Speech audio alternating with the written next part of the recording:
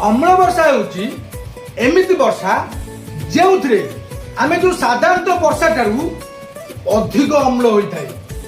आमे जो जानुचंदी कोयला पेट्रोलियम नहीं कारखाना ताप विद्युत केंद्र ओ जानवाहन को गैस बाहर ना सल्फर डाइऑक्साइड एवं नाइट्रोजन ऑक्साइड गैस बाहर। यही गैस गुड़िक वायुमंडल में जैव बाष्प सह मिसी सल्फ्यूरिक एसिड और नाइट्रिक एसिड तैयारी करती। यही अम्ल गुड़िक वर्षा पानी सह मिसी पृथ्वी को पड़े ताकू आम अम्ल वर्षा कह जाए। ये जो अम्ल वर्षा क्षति कौन करे नदी पोखरी जल को अम्लीय करे माछ और जल जीवजंतु गुड़िक कौन हुए ना मरी जाती गछ गुड़िक पोड़ी जाए।